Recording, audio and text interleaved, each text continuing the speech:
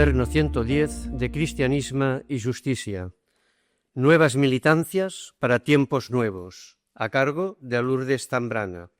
Lourdes Zambrana es licenciada en Ciencias Políticas, trabaja en el Centre Arrels de Atención a los Sin Techo. Primer apartado. Por una solidaridad disidente. 1. ¿Podemos hacer algo? Resulta difícil formular soluciones y cuando esto se hace, o bien se proponen solo valores ideales sin concreción ni repercusión en la vida cotidiana, lo cual tiene la ventaja de que no comprometa nada, o bien se descarga toda la responsabilidad en organismos internacionales, gobiernos, etc., lo cual tampoco compromete. ¿No se puede hacer nada más? Responder nada o muy poco o aquello del granito de arena y volver a nuestra cotidianidad y a nuestros problemas es la primera respuesta, pero es falsa. Primero, porque nuestros problemas difícilmente son solo nuestros: paro, vivienda, medio ambiente, salud, etc. Son una de las muchas caras de los problemas del mundo, que en nuestro contexto se concretan así. Y en segundo lugar, porque podemos hacer y transformar más de lo que nos imaginamos. Pero si superamos este primer momento y la inquietud por hacer algo, sigue allí. La falta de pistas concretas y la inmensa complejidad con que percibimos los problemas del mundo nos provoca rabia, impotencia, cinismo o inhibición. Así pues, se hace necesario formular propuestas concretas y realizables, así como crear espacios de disidencia donde compartir experiencias más humanas, aprender para ser más eficaces y fortalecer inquietudes y esperanzas. 2. ¿Por qué nuevas militancias? Porque los problemas son nuevos: globalización, desencanto político, fragmentación, exclusión social, etc.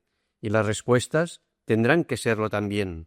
Y porque no solo vivimos el dominio de nuevos poderes que provocan nuevos problemas, sino también la sorprendente capacidad de estos nuevos poderes para absorber, asimilar y neutralizar toda propuesta que cuestione, incluso potencialmente, el orden establecido. Y si no, pensemos en lo que ha ocurrido con la palabra solidaridad. Es pues necesaria creatividad para articular nuevas maneras de hacer frente a nuevos poderes que siguen amenazando la dignidad humana.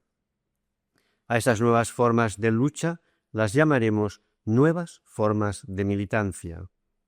Primero, la militancia comporta un descentramiento, mirar y situarse en el mundo de una manera diferente. Se puede ver el mundo solo desde mí misma, desde mi mundo, lo cual me sitúa al lado de los afortunados, o se puede intentar ver el mundo desde toda la humanidad, lo que significa situarse automáticamente desde las víctimas. El 80% de las personas que viven en este planeta sufren y el 20% vive fantásticamente. La mayoría de la humanidad está formada por víctimas. Si quieres situarte en el mundo desde toda la humanidad, tienes que situarte desde las víctimas, porque son la gran mayoría. La existencia de la injusticia es real y objetiva. Las víctimas lo ponen en evidencia. Tomar la opción de no excluir, de ver el mundo desde todas las personas, significa reconocer que la mayoría sufre.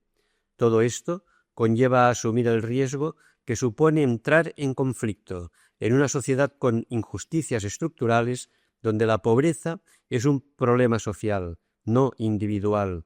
Tomar partido por el débil es situarse contra el fuerte y su manera de vivir.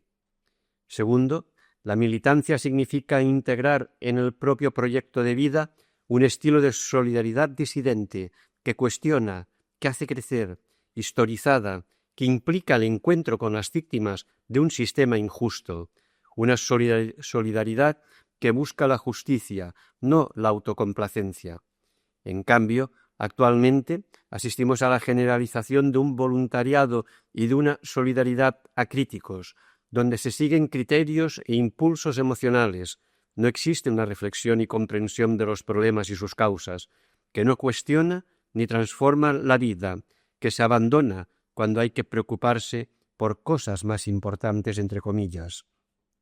La solidaridad se utiliza como reclamo publicitario o como objeto de consumo en sí misma, explotando sus aspectos emocionales que se olvidan hasta la próxima crisis bélica o desgracia medioambiental que los medios de comunicación quieran poner de moda.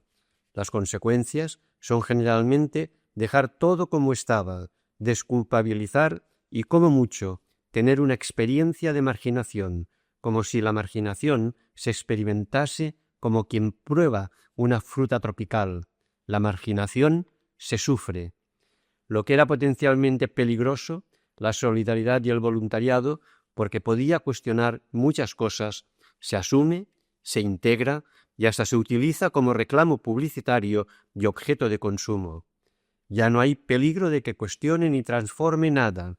La militancia incluye la lucha por un mundo mejor en el propio proyecto de vida, desde esta solidaridad disidente que cuestiona y transforma la vida porque forma parte de las opciones fundamentales de la persona. Tercero, la militancia requiere coherencia y no admite departamentos estancos, condiciones, plazos. Es incompatible con la desintegración que sufren muchas personas del mundo occidental, vidas con departamentos cerrados, sin relación entre ellos. Así, pueden mostrarse con unos valores y una lógica en el ámbito laboral, competitividad, eficacia, otros en la familia, otros en el tiempo de ocio, etc. Así, cambiar más fácilmente opciones que tendrían que ser vitales y totales. Se puede cambiar fácilmente la creencia religiosa porque es un departamento de la propia vida que no tiene ninguna conexión con los otros: familia, trabajo, ocio, política, ética.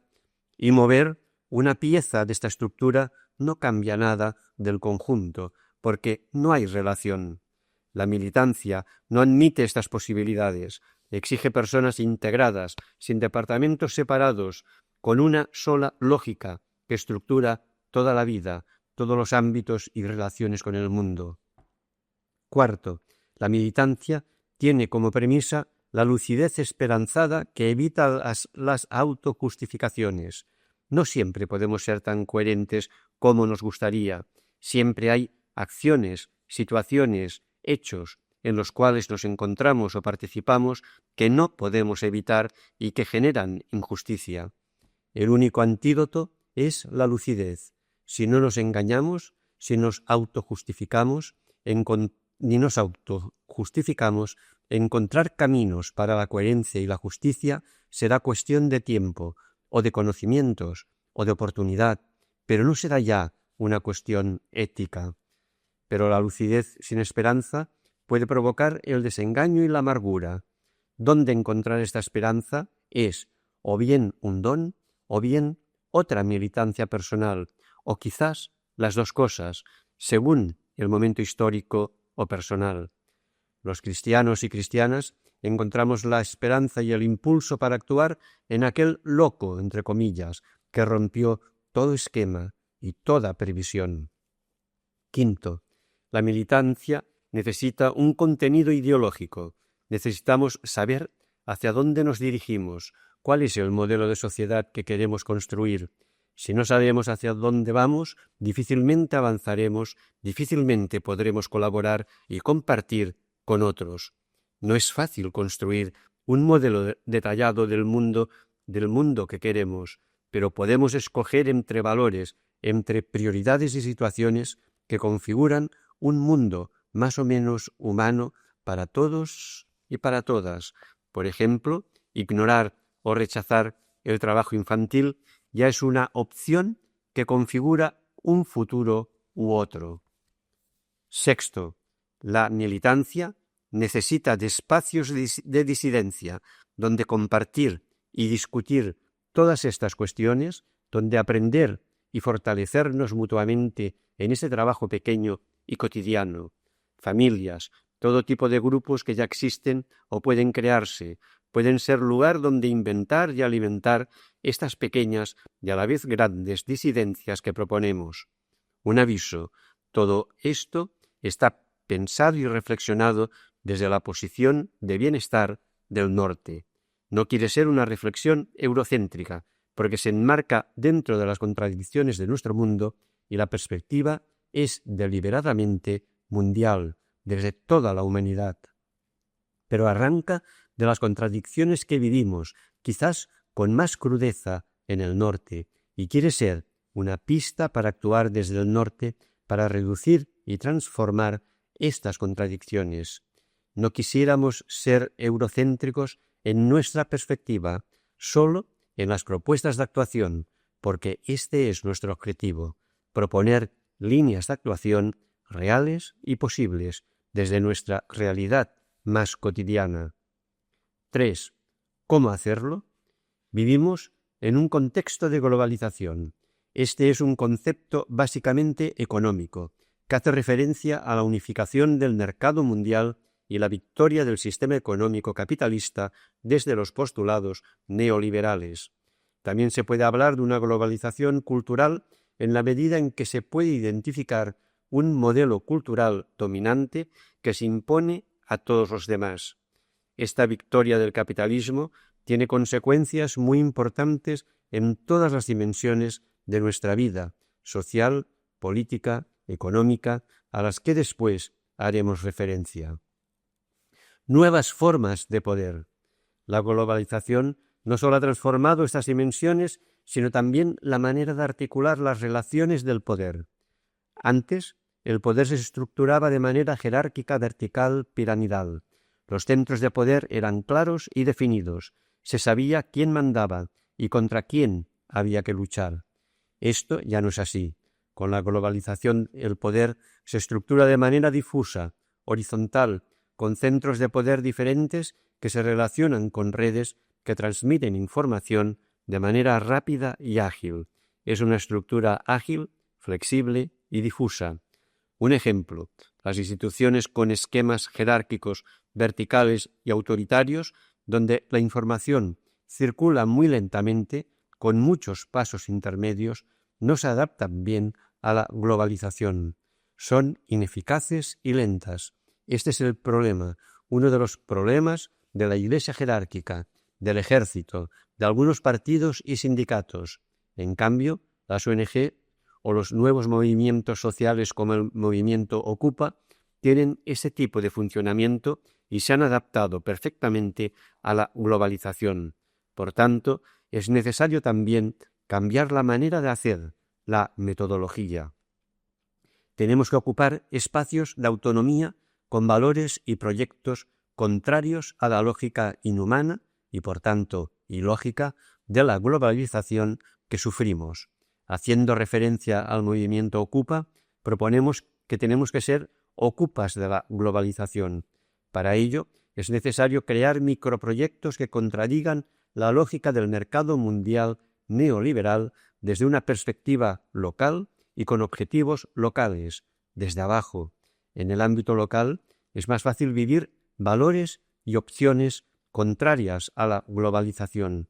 La opción por los más pobres y débiles, la democracia, la solidaridad, la igualdad, el respeto a la naturaleza, la comunidad fraterna que quería Jesús. Pero estos microproyectos locales deben enmarcarse en el macroproyecto de una sociedad alternativa. La perspectiva debe ser local y global a la vez, y las acciones deben ser locales y globales a la vez. Los objetivos deben ser globales y han de existir redes que coordinen y multipliquen la capacidad de incidencia, por donde la información circule rápida y ágilmente. Ya hemos participado en algunos ensayos de esta nueva manera de hacer. Campaña contra las minas antipersonales, contra la explotación infantil, contra la deuda externa, protestas contra Seattle, Praga, etc. Es sencillamente globalizar la resistencia. Llegados a este punto, podemos sentirnos ya abrumadas, como si fuera tan fácil crear redes. Ya es difícil intentar vivir con un poco de coherencia. Pero los cristianos y cristianas ya tenemos redes, tenemos vínculos y una estructura territorial que puede servir como base de estas redes o para aumentar su eficacia. Esta es una de las aportaciones que podemos hacer desde la Iglesia al mundo de hoy. Solo tenemos que conseguir que a través de estas redes circule una información diferente, contraria a esta globalización inhumana, que vaya creando y reconquistando espacios de autonomía. Ya tenemos las redes, los contactos, solo tenemos que transformarlos, ocuparlos en definitiva. Nuevos mecanismos protectores. La globalización ha desarrollado mecanismos de seguridad, trampas, que funcionan de manera casi automática, porque por repetición y saturación terminamos por aceptarlos sin discusión y sin cuestionamiento. Esos mecanismos ayudan a neutralizar visiones críticas y cuestionamientos. Antes de actuar, hay que conocer estas trampas de la globalización. El lenguaje. Comenzando por el mismo nombre, globalización. No todo ni todos están globalizados. Solo están globalizados algunos aspectos, finanzas, informática y una pequeña parte de la población, los ricos de Estados Unidos, Europa y Japón y las élites del sur. Está globalizado el comercio de manufacturas, que beneficia a los países ricos, no el de materias primas, que beneficiaría a los países pobres. Las finanzas pueden circular con libertad y rapidez por todo el mundo, pero en cambio no está globalizada la mano de obra. Las personas, especialmente si son pobres, no pueden ir a trabajar donde quieran. Solo el dinero y las manufacturas pueden ir donde quieran. Tienen más derechos que las personas. Si realmente se hubiera producido una globalización del todo, no de una parte, la perspectiva sería muy diferente. De los 6.000 millones de personas del mundo, 5.000 sufren porque para ellos la vida no es algo obvio, sino una lucha continua. Solo 1.000 pueden dar la vida y toda una serie de derechos, prestaciones, bienes, etc., por supuesta. Para tener una visión global del mundo hay que mirarlo desde los 5.000 millones que sufren. Esta perspectiva global transformaría la economía, la política, etc. Bastaría imaginar cuáles serían las prioridades respecto a las inversiones, por ejemplo, o cómo cambiarían las relaciones comerciales si se decidiesen situándose desde las mayorías que sufren. Divide y vencerás. La globalización nos divide como personas. Podemos tener unos valores en el trabajo, otros en la familia, otros en el ocio, otros en las relaciones de pareja. Somos personas divididas, desestructuradas y, por tanto, débiles. Es necesario rescatar la firmeza y fuerza de personas enteras, con una sola lógica, unos solos valores para todos los ámbitos de la vida. No se puede hacer nada porque todo es muy complicado. Todo parece muy complicado. No se puede hacer nada, ni influir en nada, porque los problemas son muy grandes y muy complejos. Podemos estar comunicados por redes informáticas que conectan todos los puntos del mundo. Podemos enviar todo tipo de nave al espacio para estudiar cualquier detalle de cualquier planeta. Podemos conectar todas las bolsas del mundo, pero no podemos construir pozos de agua potable para todos o acabar con el trabajo infantil. Aquí no hay problemas técnicos, sino opciones políticas y éticas. No nos engañemos, ni dejemos que nos engañen.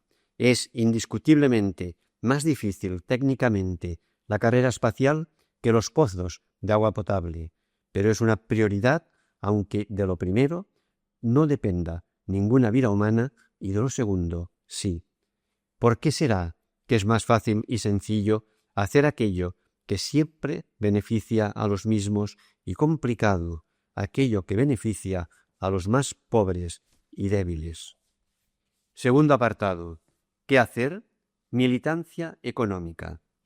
La economía es el poder que domina nuestro mundo. No es un poder nuevo, pero sí que es nuevo el modo como se estructura, se impone e invade con su lógica todas las dimensiones de la vida humana y no humana. Vivimos en un contexto de economía neoliberal globalizada. Esto significa dos cosas: el dominio del mercado en materia económica y el dominio de la economía sobre cualquier otra dimensión de la vida humana y ecológica. Es el dominio incuestionable de la economía. Significa que ya no tiene fronteras ni geográficas ni éticas. Llega a todos los rincones del planeta, a todas las dimensiones de la vida: política, ética, religiosa, afectiva, ecológica, genética, sanitaria, etc. Y todos quedamos unidos por un único flujo económico como único vínculo posible. Los métodos clásicos de lucha, huelgas, manifestaciones, etc., tienen cada vez menos aplicación en este sistema económico neoliberal, donde los empresarios están muchas veces a miles de kilómetros de los consumidores, donde la flexibilidad laboral amenaza con el paro y el despido a todo luchador. Esta situación es nueva y pide nuevas formas de lucha y resistencia que puedan resituar la economía al servicio de las personas, de la justicia y de la paz. Es necesario poner límites éticos a la economía para que todas las otras dimensiones humanas, política, ética, religión, ecología, etc., recuperen su espacio. 1. Resistir al consumismo. La lucha más difícil y definitiva en el ámbito económico es resistirse al consumismo. Esto, en nuestro contexto, es una revolución. En este contexto de desigualdad y de consumismo sin límite, intentar discernir qué es imprescindible y vivir con eso es una gran victoria, silenciosa, discreta y definitiva, porque la economía, tal y como se configura actualmente, se basa en el consumo ilimitado del 20% de la población mundial. A medida que vayamos erosionando este aspecto, erosionamos la base del dominio de la economía que vivimos.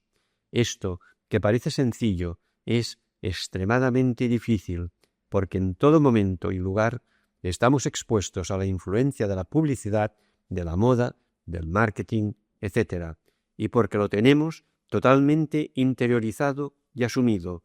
No estamos hablando solo de un hecho concreto, consumir, sino de un estilo de vida y de una respuesta de sentido. Y así, al nivel de consumo se le llama nivel de vida, y consumir es bienestar. Vivimos en una sociedad de consumo, la única sociedad posible y además la mejor, porque es la sociedad del bienestar. Esto se aprende en la familia, en la escuela, en la calle, en el trabajo, televisión, universidades, y por eso resulta tan difícil cuestionar el consumo, porque consumo significa bienestar, y cuando se toca el consumo, lo que se están cuestionando son las expectativas de bienestar que tienen las personas. Consumo, luego existo, es el primer axioma del que derivan todos los demás. Resistir al consumismo significa vivir un estilo y un sentido de la vida diferente. Hay que estar bien enraizado en los contravalores de la sencillez, la austeridad, el compartir, la justicia. Es necesaria aquella lucidez esperanzada de la cual hablamos antes para discernir qué se necesita verdaderamente y de qué se puede prescindir. En el momento en que dejemos esta respuesta de sentido, el consumismo, abriremos espacio para interpelaciones, dudas, interrogantes. Liberados de los objetos que nos ahogan, nos encontraremos personas, a nosotros mismos y a los demás. Y las personas somos más complicadas que los objetos, damos más problemas, pero también satisfacciones más profundas y sinceras.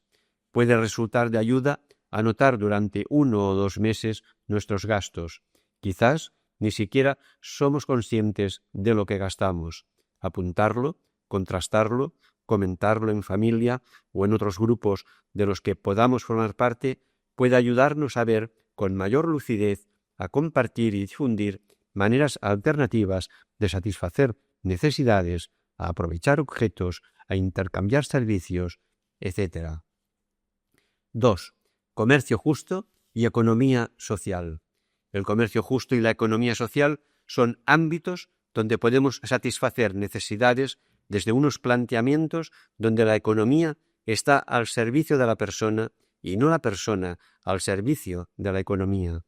Productos de alimentación, textil, artesanía o servicios diversos como recogida de ropa, fontanería, albañilería, etc., se pueden obtener en este sector. El comercio justo parte de la premisa de que una de las causas de la pobreza de los países del sur son unas relaciones comerciales injustas, heredada de la estructura impuesta por las metrópolis en los procesos de colonización. Así pues, unas relaciones comerciales basadas en relaciones más justas, igualitarias y respetuosas pueden ser transformadoras y dignificadoras. El principio fundamental del comercio justo es garantizar a los productores del sur una compensación justa por su trabajo. Para hacerlo posible, el comercio justo adquiere directamente los productos a los campesinos y artesanos del sur, eliminando los intermediarios y la especulación. De esta manera, se aseguran mayores ingresos a los productores y una retribución justa por su trabajo. Hay un gran número de tiendas de productos del comercio justo en Europa y en España. Son muchas las ONG donde podemos informarnos y adquirir estos productos o publicaciones sobre este tema. La economía social está formada por empresas, entidades mercantiles que venden bienes o servicios al mercado e intentan ser rentables y competitivas, pero tienen una finalidad social, ya que no buscan como primer objetivo el beneficio de los propietarios o accionistas, sino objetivos sociales, creación de puestos de trabajo, facilitar el acceso al mercado laboral, etc. Se parte de la premisa de que el trabajo es el mejor medio para conseguir la inserción social de personas que sufren exclusión.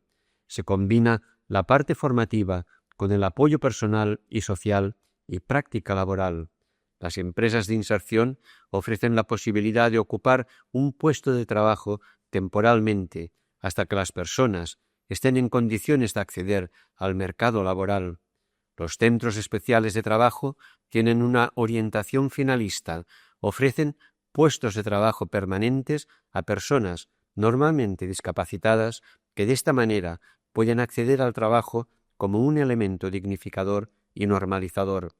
Las cooperativas de trabajo asociado son también un tipo de organización empresarial que apuesta por la participación y la corresponsabilidad de las personas que la forman.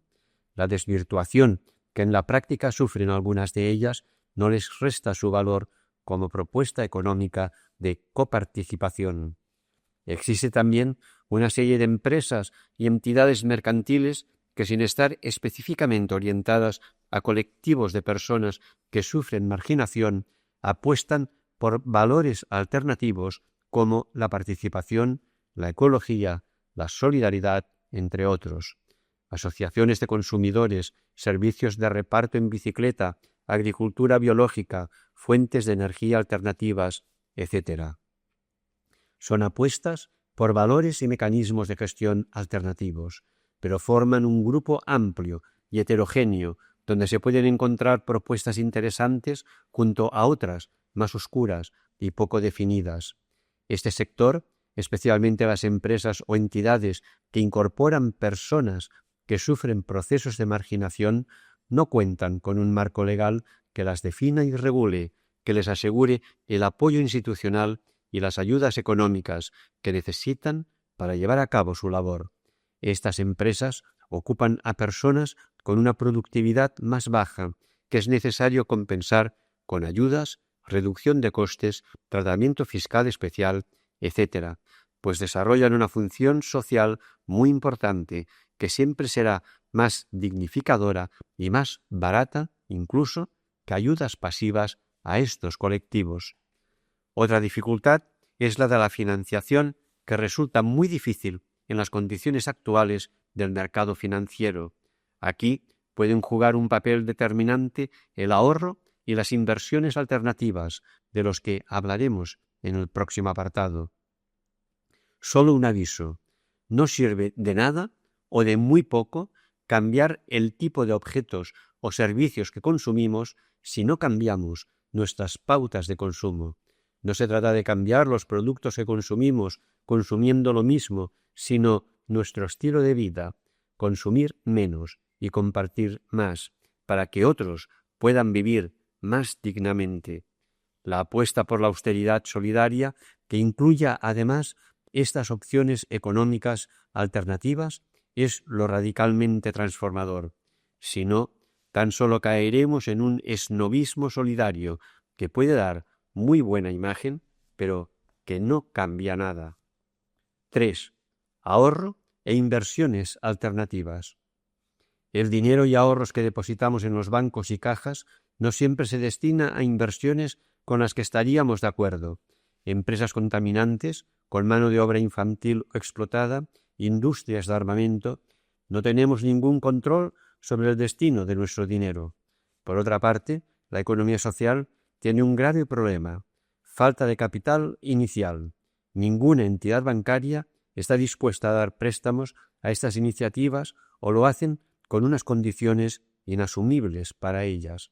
La financiación ética y solidaria entiende la economía al servicio de las personas, utilizando los instrumentos tradicionales de financiación, bancos, cajas de ahorro, cooperativas de crédito, fondos de inversión, en coherencia con los propios valores éticos.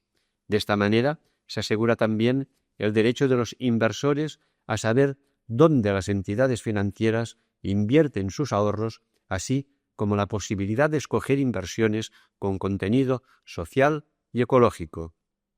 En Europa y Estados Unidos existen desde hace décadas varias experiencias de este tipo: bancos éticos, fondos de inversión, etc. En el Estado español no hay todavía ningún banco ético, aunque sí algunas propuestas interesantes. Como FEDS, es una asociación constituida en el verano de 1999 con el fin de promover la financiación ética y solidaria en Cataluña. Entre sus finalidades están tanto el promover el ahorro y las inversiones éticas y solidarias como la reflexión, la investigación y difusión sobre estas cuestiones. Otra es Coop 57, Cooperativa Catalana de Servicios Financieros a las Cooperativas a partir de principios éticos. Y otra, Oikocredi, entidad que destina la totalidad de sus fondos a financiar microcréditos para proyectos de desarrollo en los países pobres del sur. oicocredit.org. 4. Boicots o huelgas de consumo. El boicot es una campaña social organizada entre consumidores que deciden no comprar temporalmente uno o más productos de ciertas empresas con el objetivo de que la reducción del volumen de ventas obligue a la empresa a aceptar las propuestas de los consumidores, que generalmente giran en torno a demandas éticas, sociales o ecológicas. La decisión de no comprar ha de ir acompañada de una carta u otra acción informativa que haga llegar a la empresa el motivo y las razones del boicot. Esta propuesta está dentro de la lógica del mercado y el beneficio, ya que presiona a las empresas en aquello que es su primer objetivo: vender. El boicot a Nestlé a causa de la promoción de la leche artificial en los países africanos, a Levi's o Nike para eliminar el trabajo infantil, son algunos de los más conocidos. Requiere por parte de la organización que lo propone una gran capacidad de resistencia. Las empresas a las que se quiere boicotear, generalmente grandes empresas, disponen de equipos de asesoramiento fuertes y hábiles y no tienen dificultades en iniciar costosos y desgastadores procesos legales que no todas las ONG o entidades pueden soportar.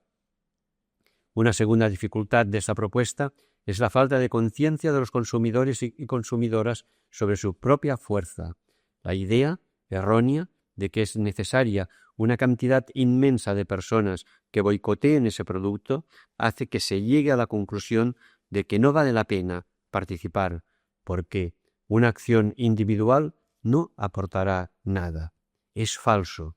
Ni siquiera es necesario que desciendan las ventas para que una empresa se cuestione su política empresarial y ceda a las presiones de los consumidores. Basta con que los beneficios o el incremento de las ventas sea menor del previsto. Cuando los boicots puedan tener repercusiones en países del sur, es imprescindible incluir en su diseño la opinión de los sectores afectados en los países más pobres, que probablemente serán los más débiles de todos los involucrados en el boicot y los que sufrirán sus consecuencias de manera directa. Esto, desde ese eurocentrismo nuestro tan interiorizado y tan difícil de superar, no siempre se ha hecho. En el Estado español no existe un fácil acceso a información sobre los boicots que ya se están llevando a cabo en Europa y Estados Unidos, donde estas acciones tienen una mayor tradición. Puesto que la mayor parte de las empresas son multinacionales, no sería muy difícil colaborar en los boicots que ya están en marcha. He aquí un reto para ONGs y asociaciones de consumidores que podrían colaborar en informar y difundir estas acciones para que, superando las fronteras estatales, tengan una mayor repercusión. 5. Campañas. Las campañas son acciones que se basan en el poder de la palabra y de la denuncia. Tienen como objetivo informar sobre diferentes cuestiones éticas para sensibilizar y provocar cambios en las opiniones, comportamientos y actitudes de personas, empresas o instituciones. Puede ir asociada a otras iniciativas siempre no violentas como manifestaciones, reuniones, cadenas humanas, sentadas, fiestas, recogida de firmas, ayunos, etc. Señalemos algunas de las campañas que hacen referencia a aspectos económicos que se están llevando a cabo actualmente. Ropa limpia. Esta campaña está coordinada en el Estado español por SETEM. Su objetivo es concienciar a los consumidores sobre las condiciones de explotación de millones de trabajadores del sector textil y reclamar que las empresas textiles y de material deportivo que confeccionan sus productos en el sur respeten los derechos humanos y laborales de los trabajadores de esos países. La campaña promueve la adopción por parte de las empresas de códigos de conducta con medidas de control efectivas y avalados por instituciones independientes. Deuda externa, deuda eterna, promovida por Cáritas, Justicia y Paz, Manos Unidas y muchas otras ONGs y entidades, pretende informar, sensibilizar y movilizar a la opinión pública sobre el grave problema de la deuda externa, para que presione a los gobiernos con el objetivo de conseguir liberar de la carga de la deuda externa a más de 1.000 millones de personas en todo el mundo. Tiene un carácter mundial y se propone conseguir la condonación de deudas impagables de los países más pobres de la Tierra. Alimentos manipulados genéticamente, no gracias. Esta campaña tiene como objetivo sensibilizar sobre los peligros de los alimentos transgénicos, las patentes sobre la vida, la introducción de organismos modificados genéticamente en la naturaleza y la necesidad del control social de las tecnologías genéticas. Está impulsada por entidades ecologistas, sindicatos, organizaciones de consumidores y ONGs. Educación ahora. Unos 125 millones de niños y niñas del mundo no pueden ir a la escuela. 1 de cada 4 adultos son analfabetos, de los cuales las mujeres son el 70%. La educación es uno de los medios fundamentales para salir de la pobreza. En 1995, los gobiernos del mundo se comprometieron a garantizar la educación primaria universal antes del 2015, pero hasta ahora no han tomado las medidas necesarias. El objetivo de esta campaña de Intermón y Oxfam es presionar a los gobiernos para que cumplan este compromiso. Tasa Tobin. James Tobin, Premio Nobel de Economía, formuló en 1972 una propuesta muy concreta: fijar un pequeño impuesto a todas las transacciones monetarias que se produjeran para reducir sus fluctuaciones y permitir a los gobiernos recuperar autonomía en política macroeconómica. En 1988 nace en Francia ATTAC, Asociación por una tasación a las transacciones financieras para ayuda a los ciudadanos, como respuesta a una propuesta de Ignacio Ramonet en Le Monde Diplomatique, y actualmente se extiende por todo el mundo y coordina la campaña en defensa de la tasa Tobin como un instrumento válido para luchar contra la especulación financiera que beneficia a unos pocos y no genera riqueza para todos. Patentes. ¿A qué precio? La legislación actual asegura derechos exclusivos de comercialización durante 20 años a los propietarios de las patentes de productos farmacéuticos. Así, no se pueden producir productos genéricos de medicinas patentadas. Estas medidas protegen los intereses económicos de las grandes empresas farmacéuticas y convierten en inaccesibles medicinas esenciales para los más pobres. Esta campaña defiende un cambio en la legislación y en las prácticas de las multinacionales farmacéuticas que evite que los intereses de las grandes industrias farmacéuticas se antepongan a la vida de las personas. Tercer apartado: militancia política y social. Vivimos una época de desprestigio de la política y de desencanto respecto a la participación política. La crisis de los partidos como instrumentos de la democracia se ha añadido a la crisis de la democracia. Han caído los grandes modelos de sentido y nos hemos quedado solos ante el pragmatismo, el utilitarismo y la eficacia, valores económicos. Aparecen nuevas respuestas de sentido, a menudo superficiales, contradictorias y egocéntricas. Esta fragmentación y contradicción provoca que la vinculación social quede reducida a lazos económicos, producción y consumo. Esto provoca individualismo, debilitamiento de la sociedad y que la defensa de intereses comunes se limite a la defensa de intereses corporativos. Una segunda consecuencia de la fragmentación y la contradicción sería la fuerte división y contraposición entre público y privado. El individuo se cierra en la esfera privada de la familia, el trabajo y el consumo. Desde aquí se priorizan los valores materialistas individuales y desaparecen los conceptos de bien común, moral pública, etc.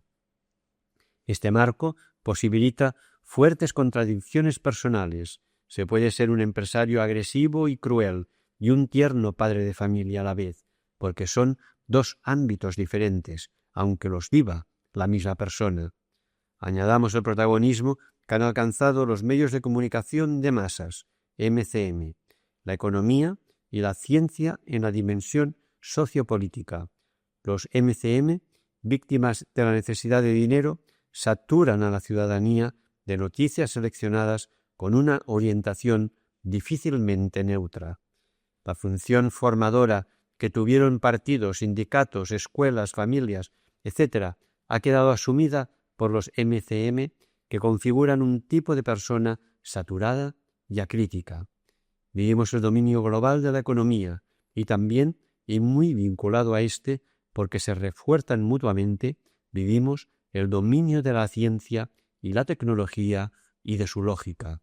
Es un dominio mucho más interiorizado que el de la economía, porque forma parte de nuestro substrato cultural e ideológico.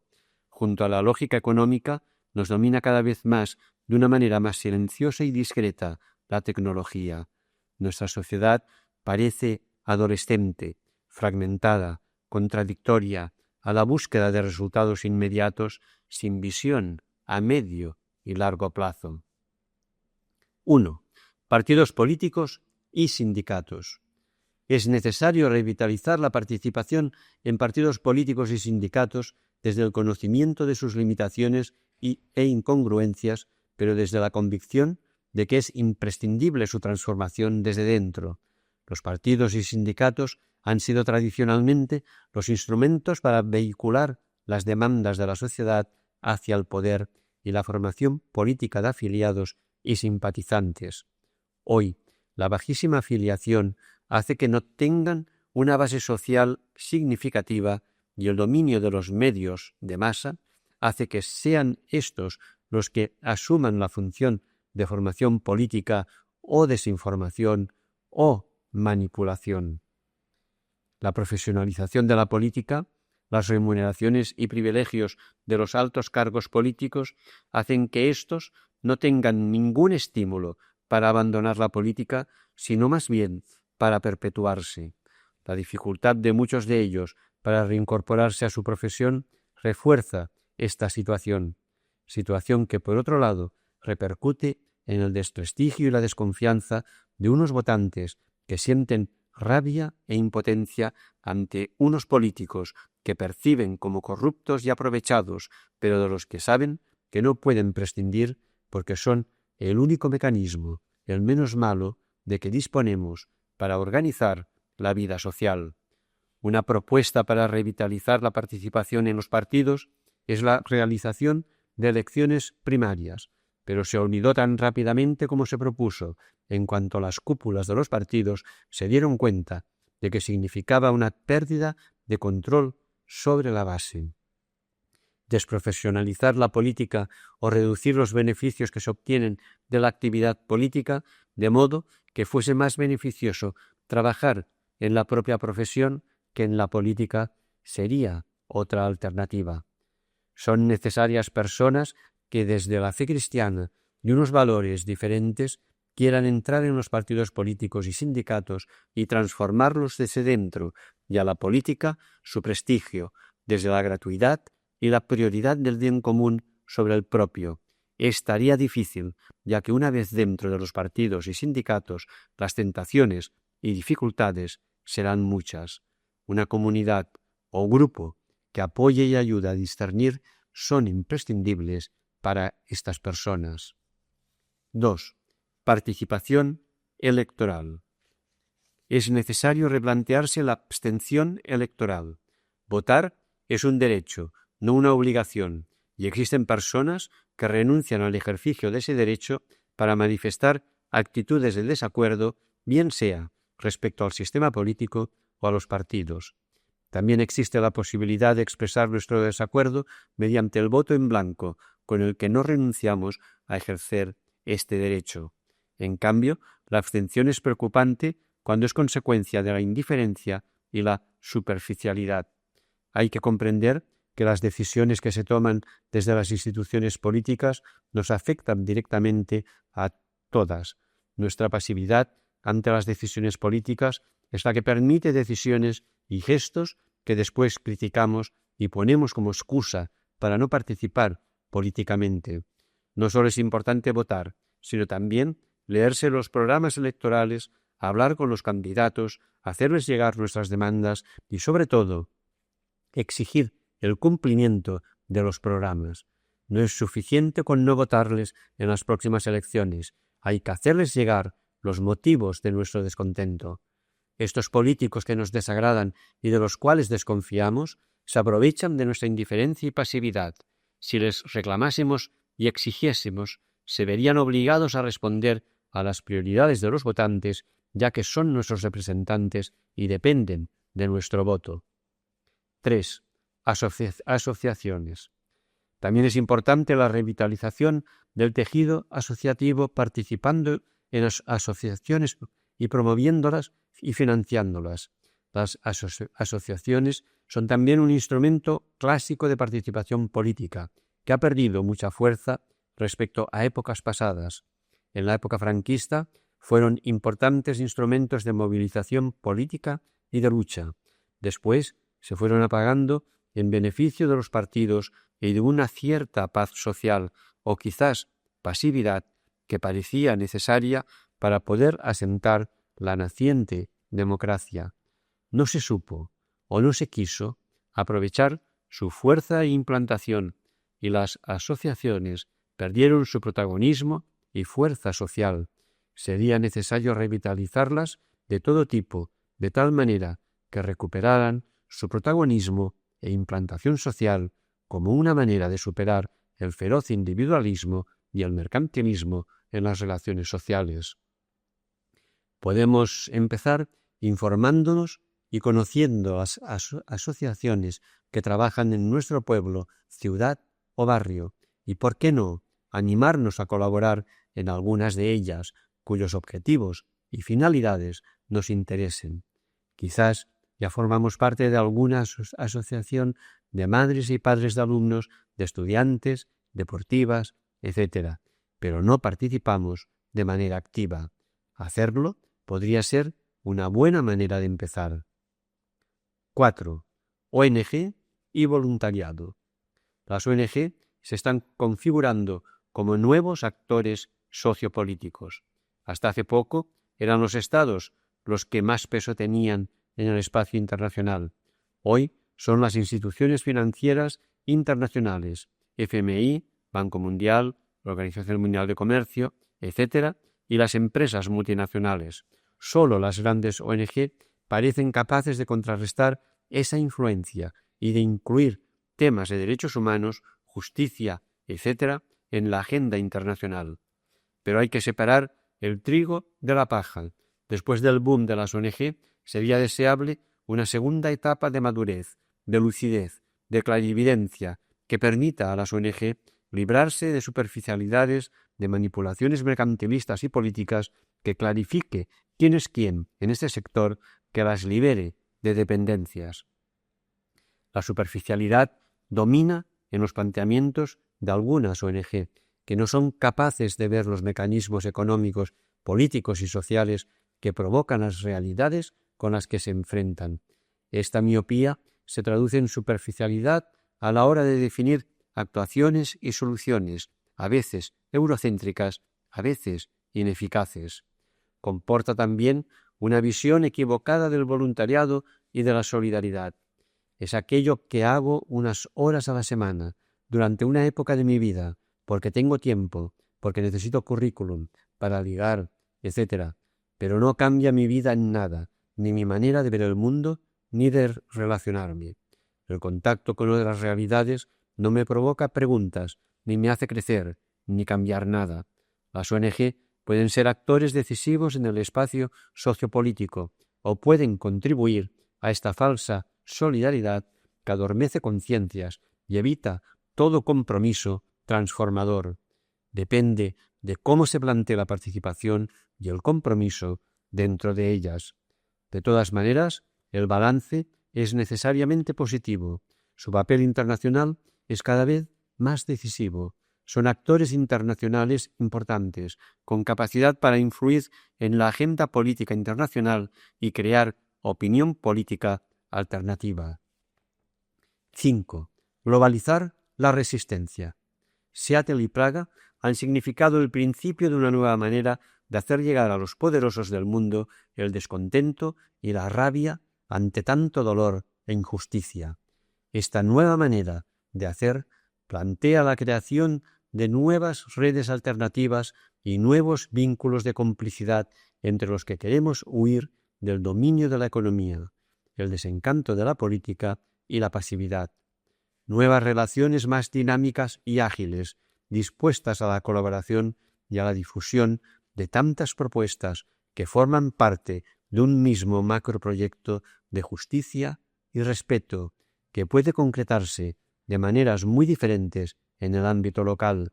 Así, es necesario participar en las plataformas, los movimientos internacionales, las campañas que nos sea posible para fortalecer y aumentar estas redes alternativas y globalizar también las resistencias. No debemos olvidarnos de los pueblos del sur que no siempre son tenidos en cuenta, aunque muchas propuestas y causas por las que se trabaja les afectan directamente. 6. Educación. Todo acto educador es potencialmente transformador, pero para que esto suceda es necesario crear en las escuelas cauces y condiciones de participación, cercanía y libertad. Hay apuestas educativas que merecen tener espacio en el mapa escolar, por la capacidad de apertura y hasta riesgo, por el seguimiento personalizado de los alumnos, por el compromiso contra la injusticia y la lucha a favor de la solidaridad. Desgraciadamente, hay otras experiencias educativas que potencian la sumisión y pasividad del alumnado, con esquemas jerárquicos, autoritarios, con decisiones que no se consultan ni se contestan. El miedo, el eficacismo frente a la participación o la costumbre hacen que en algunos centros educativos, escuelas, splais, casals, ludotecas, etc., se formen personas pasivas y acríticas. Un centro participativo da más trabajo, se acaba antes con una imposición, porque sí o porque lo digo yo, pero es mucho más pobre. Faltan en estos casos mecanismos de participación de los alumnos en algo que les repercute tan directamente como es su propia formación. Esta falta de mecanismos puede también sufrirse por parte de los padres y madres del claustro docente o los monitores. Los consejos escolares, las asociaciones de padres y madres de alumnos, el claustro, las reuniones de monitores, etc., son espacios existentes que podrían servir para profundizar la participación y el diálogo de todos los implicados en la educación, y habría que potenciarlos desde la escuela. Hay que inventar medios y condiciones para dar una mayor creatividad, para una verdadera participación de los niños, aunque sean muchas las dificultades que se añaden a la apasionante y ya difícil tarea de educar. Todo educador sabe el largo camino recorrido y el que queda por andar.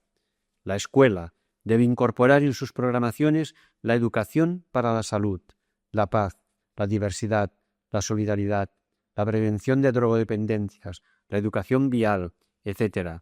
Y además debe transmitir unos determinados contenidos educativos e instrumentos y procedimientos para el estudio.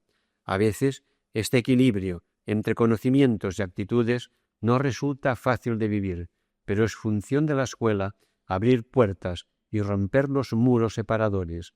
Hay familias comprometidas por el destino de sus hijos, pero otras han descargado en la escuela y en los medios de comunicación la educación de sus hijos e hijas, a veces porque el mercado laboral no deja otra opción, a veces por el simple afán de tener más o por comodidad. Las familias deben recuperar la responsabilidad de educar en los valores esenciales para la vida, como el respeto, la solidaridad, paz, etc. Podríamos preguntarnos en foros de padres y educadores ¿en qué valores se educa? ¿Educan en valores alternativos o en el consumo de actividades? ¿Qué tiene prioridad en la educación, la creatividad o el consumo para pasar el rato? La importancia de las entidades que se dedican a la educación del tiempo libre es muy significativa. En una sociedad donde el tiempo libre se dedica a ver la televisión y a consumir, educar para ocupar ese tiempo de manera más fecunda y comunitaria es un gran reto, como ahora veremos. 7. Ocio y tiempo libre. El tiempo de ocio también está impregnado por los valores de la economía. La actividad lúdica principal de muchas personas y familias es comprar. Para comprobarlo, basta visitar una gran superficie un sábado por la tarde. Consumir ya no es una necesidad, sino un tipo de ocio con unas características muy concretas. Individualista, porque lo realizan personas solas, o como mucho, familias, donde no se establece ningún vínculo social que supere las fronteras de la unidad familiar. Pasivo, porque no requiere de ningún esfuerzo o actividad por nuestra parte. Estéril, porque no desarrolla ninguna capacidad personal o comunitaria ni crea nada. Inmediato, porque la satisfacción es automática.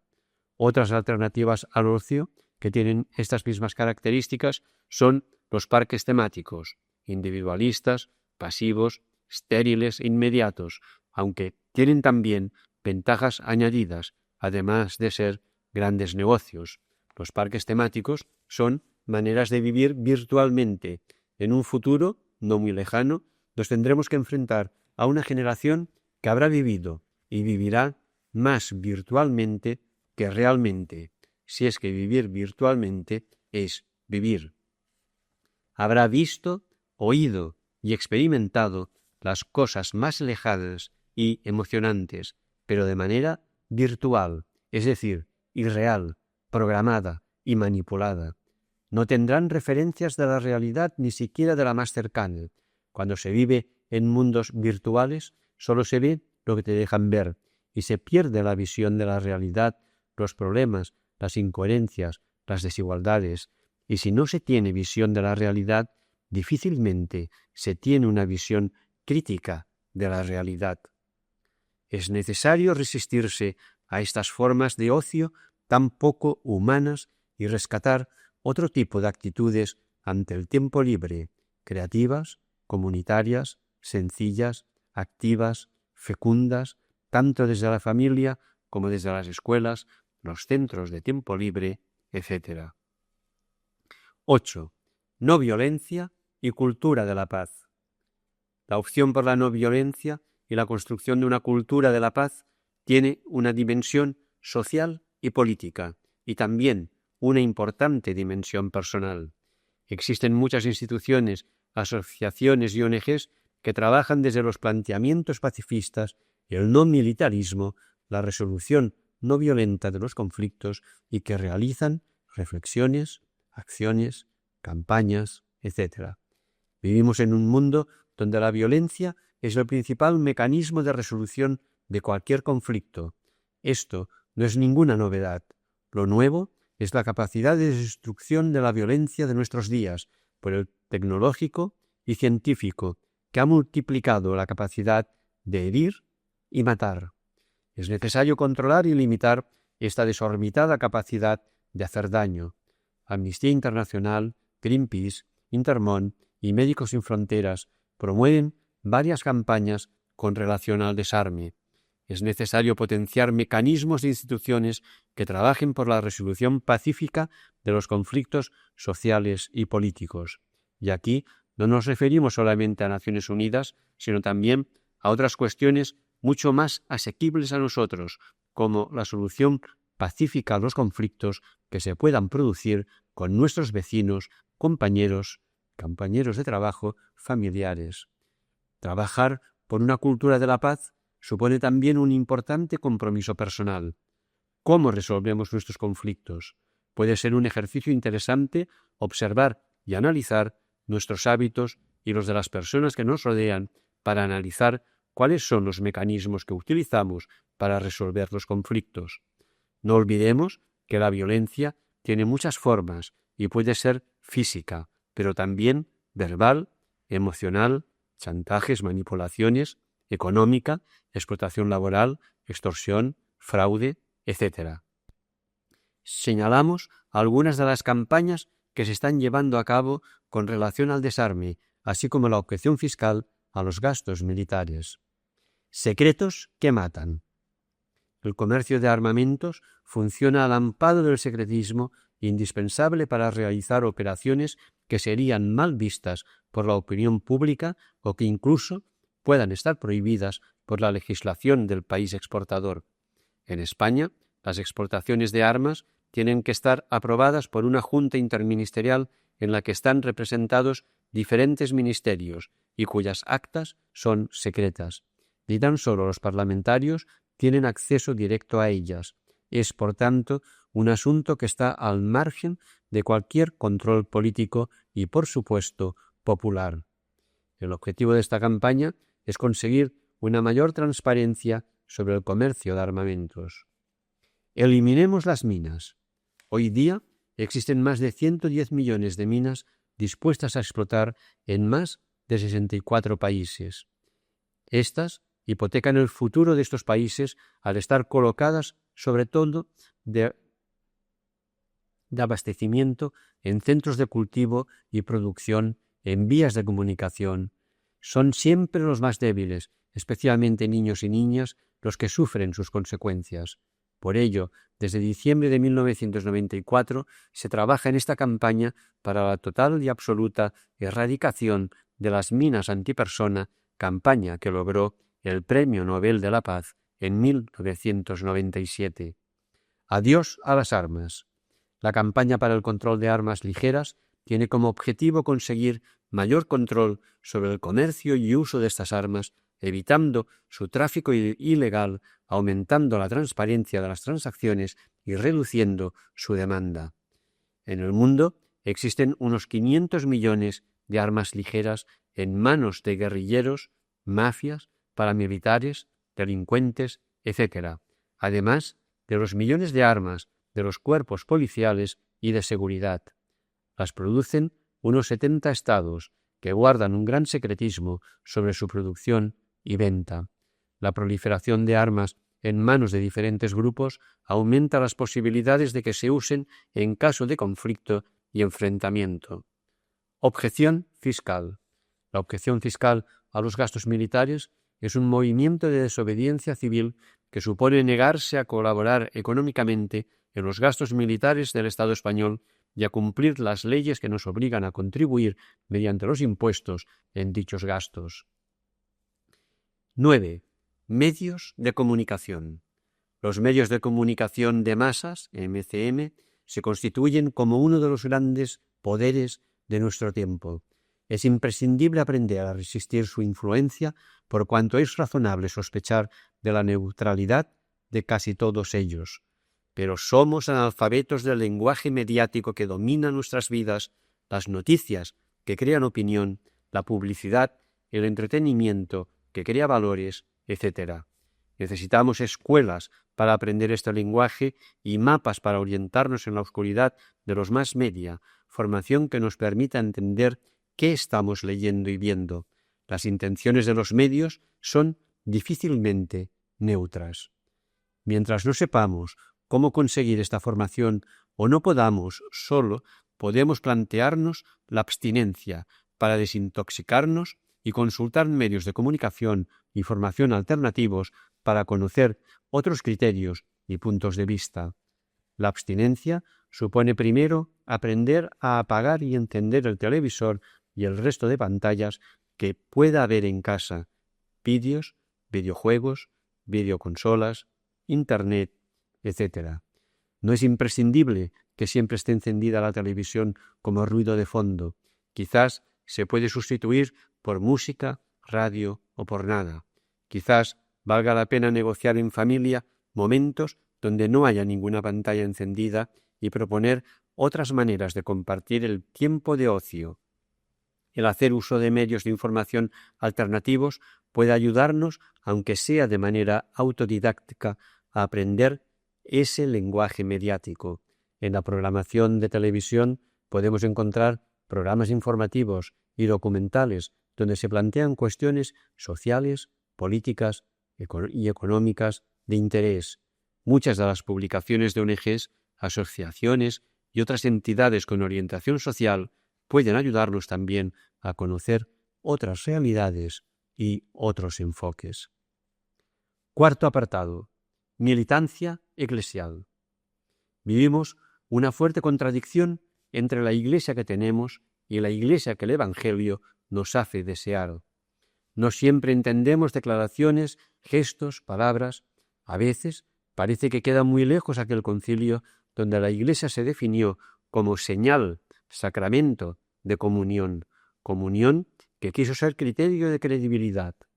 Hay contradicción entre los que intentan caminar hacia ese programa y los que, sin negarlo expresamente, prefieren prescindir de él, esperando que muera por inanición. El modelo eclesial y muchas explicaciones teológicas no son válidas porque no responden a las inquietudes, a los valores, a los deseos y a las capacidades de la gente. Actualmente, la autoridad se entiende de manera diferente. Los cristianos y cristianas tenemos mucha más información y deseo de participación. Existen también en la Iglesia actitudes de falta de diálogo, cerrazón y prejuicios que no favorecen el encuentro. La prepotencia se puede encontrar también en muchos miembros de la Iglesia. El conflicto da miedo, es visto como algo negativo y destructivo y se evita a cualquier precio. Esto es señal de inseguridad y de falta de madurez. El conflicto es inevitable en toda relación humana y si está bien gestionado, tiene como consecuencia el crecimiento personal y la profundización del amor. Lo que puede ser negativo no es el conflicto, sino nuestra reacción ante él. Si en toda relación humana hay conflicto, ¿no ha de existir en la Iglesia una comunidad de vida?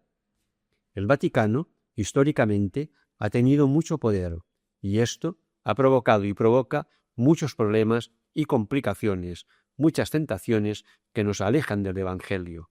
Algunos añoran aquella poderosa cristiandad tan ajena a las bienaventuranzas. Este es nuestro panorama eclesial, en el que tenemos que vivir y compartir la fe.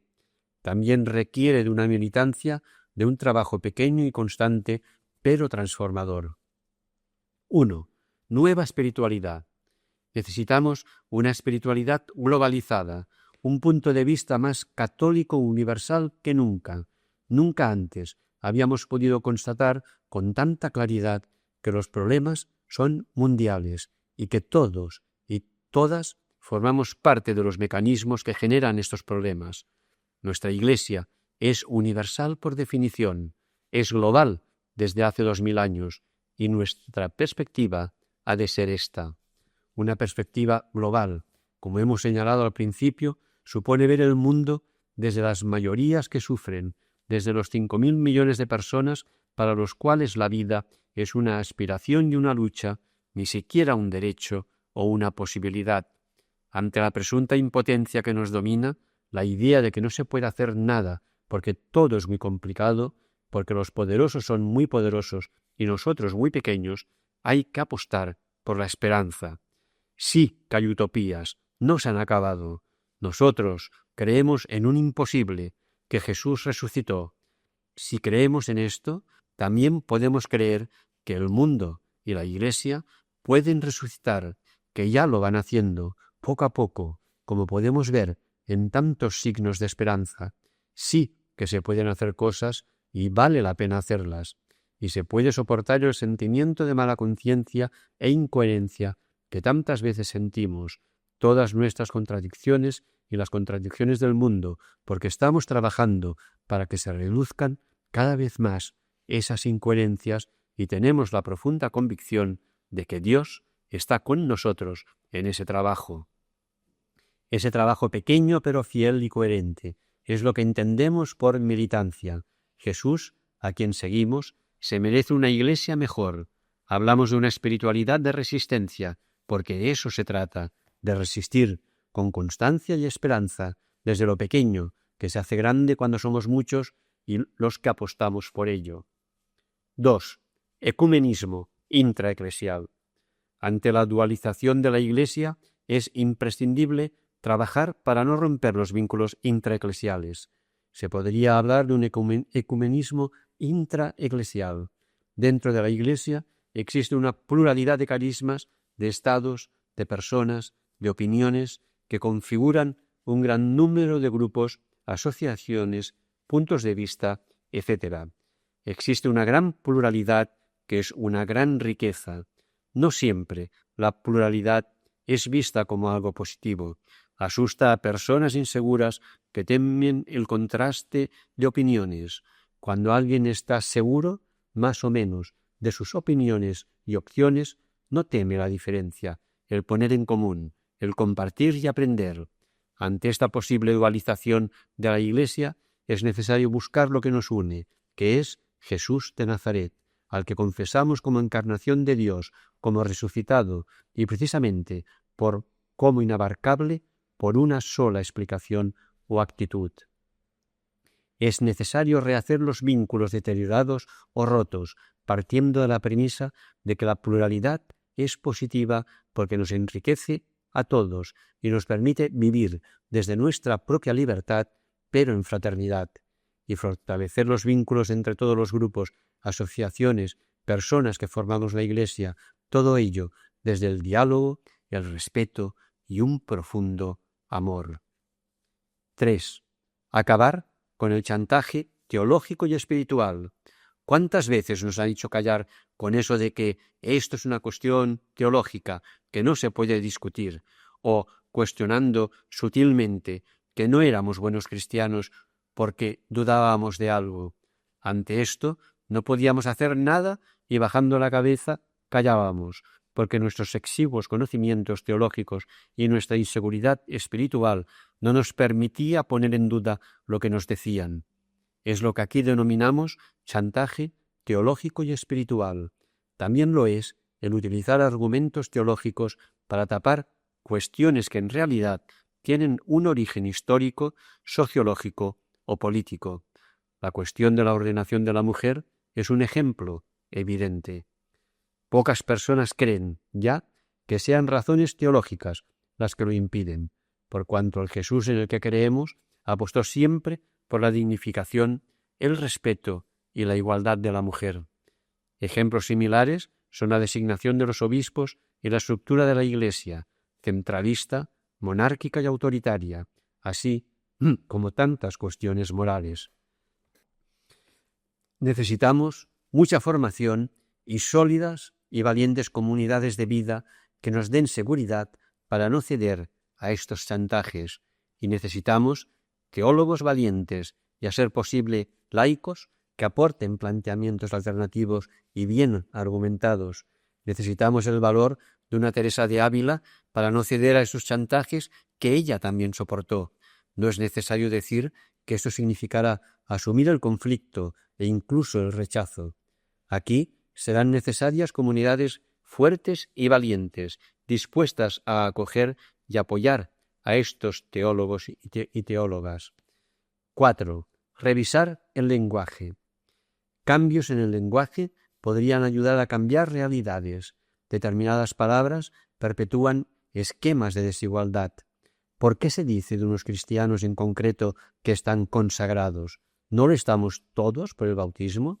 ¿Por qué se dice de otros cristianos que viven con más radicalidad las indicaciones de Jesús? Si ser radical es estar bien enraizado, ¿quién puede decir qué cristianos son más radicales, están más enraizados? ¿Quién puede ver y juzgar esto? La laicidad, por poner otro ejemplo, no es un carisma de un grupo de gente de la Iglesia, sino que es una característica de toda la Iglesia. De hecho, es central en una fe que, como la nuestra, es una fe encarnada. Toda la Iglesia ha de ser laica en el sentido de encarnada en el mundo.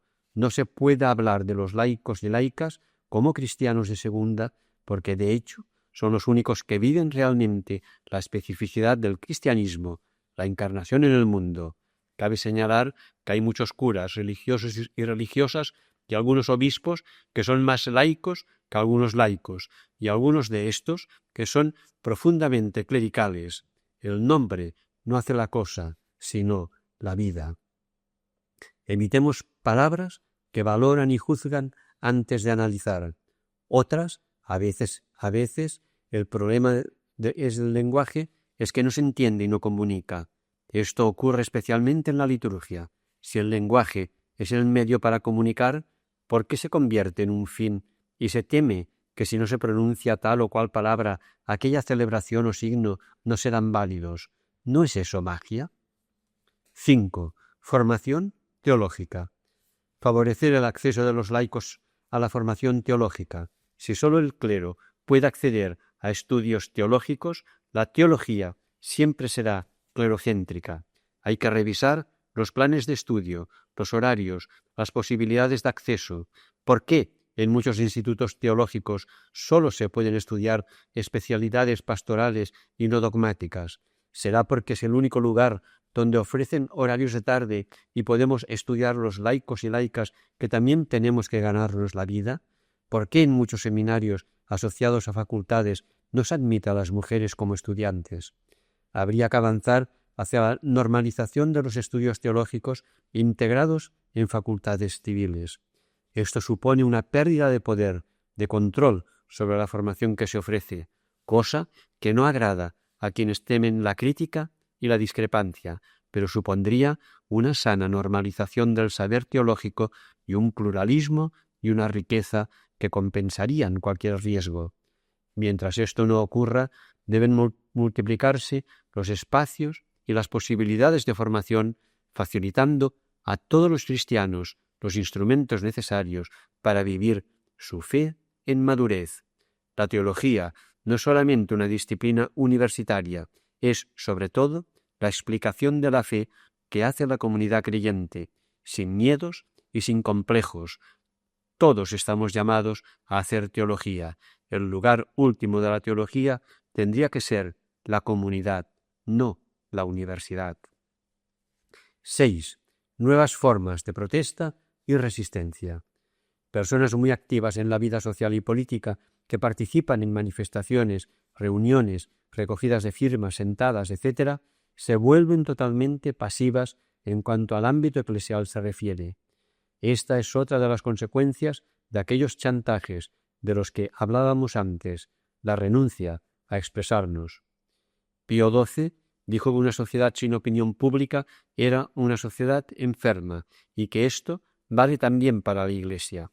¿Es antievangélico hacer una huelga eclesial, por ejemplo, o una manifestación, o una recogida de firmas? Son formas clásicas de protesta y expresión en la sociedad, pero que resultan nuevas en el ámbito eclesial. ¿Por qué no utilizar estos mecanismos que ya usamos en la sociedad civil en la Iglesia? Seguramente ya hemos participado en acciones así con relación a temas sociales, políticos y económicos. ¿Por qué no en la Iglesia? Señalaremos algunos ejemplos de estas nuevas formas de protesta, a riesgo de olvidar propuestas interesantes con la intención de mostrar que es posible hacerlo, y son muchos quienes lo están haciendo afortunadamente. Somos Iglesia. Nace en Austria como una recogida de firmas que plantea la necesidad de revisar algunos aspectos de la Iglesia y rápidamente se extiende para constituirse finalmente en un movimiento de reflexión y opinión de alcance mundial. Propone la construcción de una Iglesia fraterna, pobre y que esté al lado de los pobres, según el ejemplo de Jesús, y donde todas las personas, hombres, mujeres, laicado, clero, etc., tengan igual dignidad y derecho de expresión y de decisión. Hay que hacer notar, sin embargo, que debería cuidar más la formación de sus miembros y el rigor en la argumentación.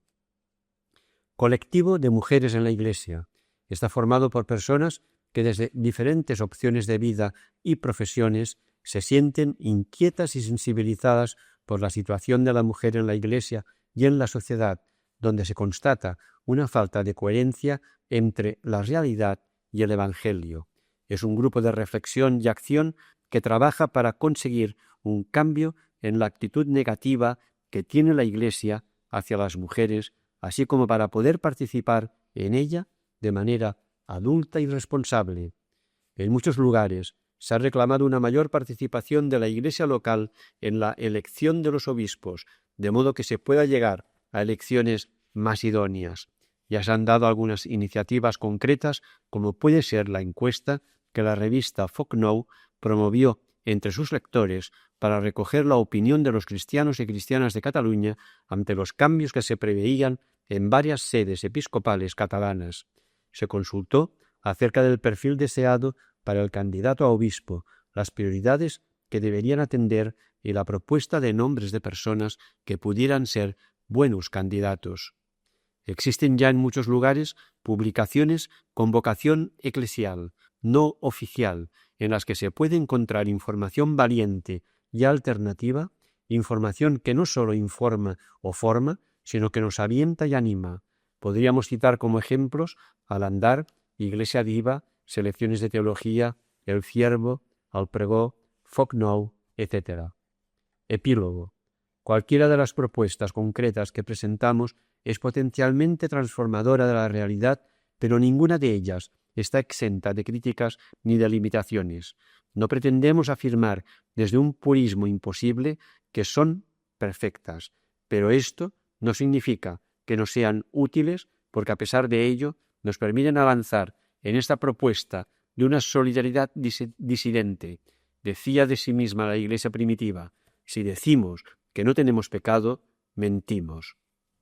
El problema no está tanto ahí como en si se lucha o no por cosas que son más evangélicas y más conformes con el reino de Dios que las realidades actuales. Estos problemas, esas limitaciones o incoherencias pueden ser vistas como barreras insuperables o como retos y pistas que señalan las posibilidades de mejorar y profundizar. La realidad es compleja y raramente perfecta, lo cual no nos desanima, sino que nos obliga a aprender, a reflexionar, a enriquecernos mutuamente, trabajando juntos desde la pluralidad. Las palabras no son nada hasta que nos hacen vida. Estas palabras son propuestas de vida, de una vida plena y humana a la que humilde y esperanzadamente aspiramos. Son invitación a caminar, a experimentar y a reflexionar. Son una invitación a vivir, porque la vida es, al fin y al cabo, lo que cuenta. La vida que vivimos, la que compartimos, la que multiplicamos. Y como la vida, estas propuestas nos agotan aquí, ni pretendemos haberlo dicho todo. Es mucho más lo que nos queda por conocer, por aprender y por inventar. Un aviso final. La crítica, la militancia, la transformación no tienen sentido si no se viven desde el amor, la ternura y el buen humor. No podemos militar de cualquier manera, sino que tenemos que hacerlo desde un estilo muy concreto, no de cualquier manera y a cualquier precio. El fin no justifica ningún medio. Los medios han de ser coherentes con el fin, que es el reino de Dios. Militar y resistir, sí, pero con buen humor, ternura, esperanza y un amor fiel y profundo. Hasta aquí el cuaderno 110 de Cristianisme y Justicia.